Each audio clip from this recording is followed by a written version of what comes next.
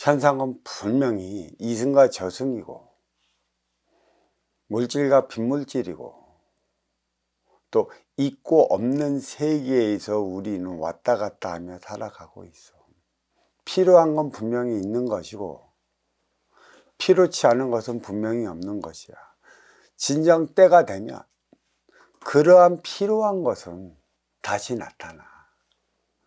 이게 우리의 숱한 공룡에서부터 멸종된 동물들, 멸종된 인간들, 왜 숱한 인간의 종족이 그렇게 멸종이 되었나? 지금의 현생 인종으로서의 진화 발전을 위한 과정이었고, 또 현생 인종이 내 안의 인기와 내 바깥에 있는 에너지 차원의 마음이 가장 정확히 안착시키기 위한 체형을 만들기 위한 일련의 과정이었어요. 인간은 어느 날인가 진화되어 이렇게 온 게 아니야. 무엇으로 진화해서 인간의 표본이 시조새라 얘기는 건데, 시조새는 시조새야. 거기서 더 이상 진화할 수 없는 종으로 머물러 있는 것이지.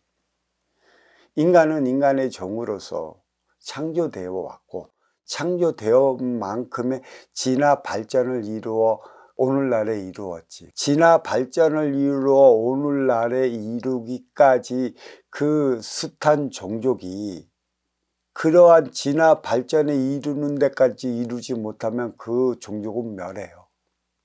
숱한 인간들이 그랬지. 숱한 인간의 종들이. 창조는 해놨는데 진화 발전을 못하면 머물러 멈춰 사장되어 버리는 것이야. 그러면 왜 동물도 마찬가지죠.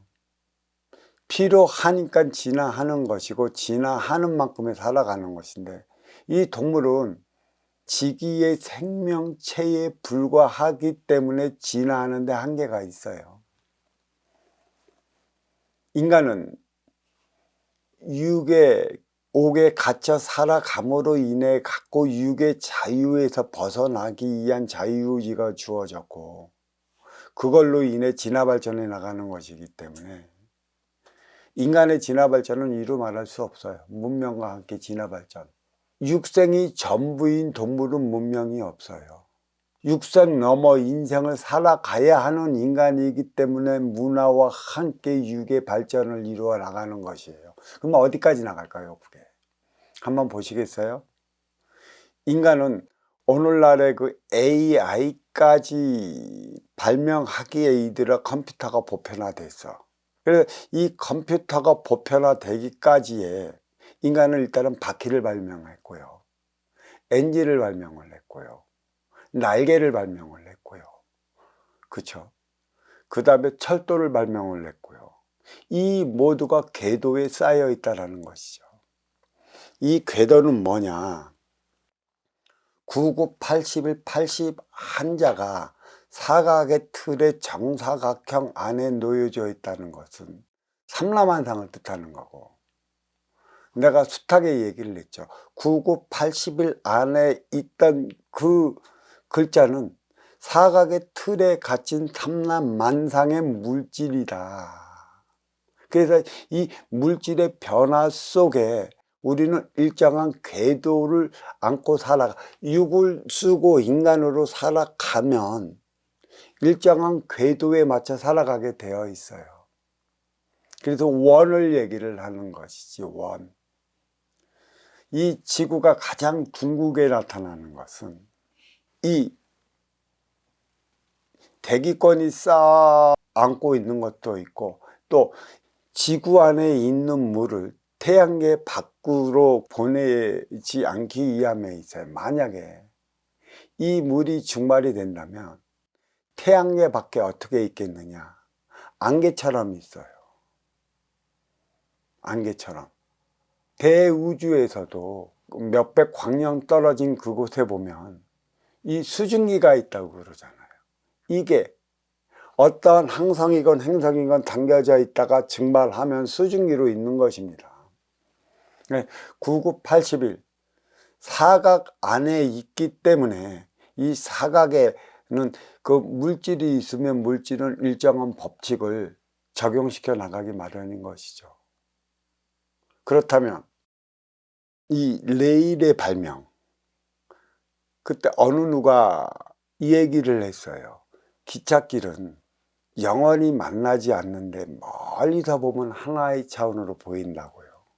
근데 이 기찻길 위에 다니는 게 기차라는 얘기죠. 그 화물칸. 그러면 화물칸에 무엇을 실을까를 한번 보십시오. 인간이 육생에 살아가기 위해 필요한 육생 물자라는 것이에요. 결국 내일과 내일은 너와 나의 차원이라 너는 내가 될 수 없고 나는 내가 될 수 없어. 하나 되어 살아간다고 하지만 남녀는, 부부는 천륜이 아닌 지륜직이기 때문에 절대 하나가 될 수가 없어요. 멀리다 보면 하나가 되는 것이죠.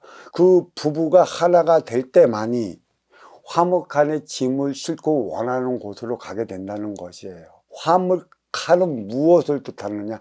나의 업을 사하기 위한 짐칸이고 자식의 삶을 보장하기 위한 짐칸으로 자리하고 있어요.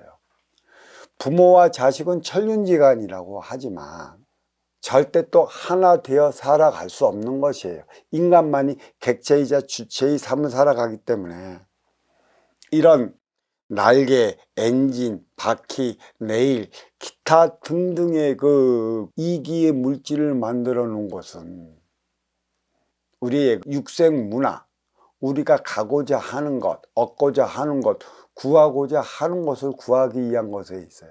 결국 물질은 뭐를 구하느냐? 물질은 물질밖에 구하지 못합니다. 인간에게 내가 왜 있느냐? 물질을 구하기 위한 내가 있고 육생 아니를 위한 내가 있어요. 그럼 이 뇌는 누가 조종을 하느냐? 동물은 영혼이 없는 지기의 생명체로서 자리하고 있기 때문에 내가 있으나 IQ가 뛰어나질 못해요.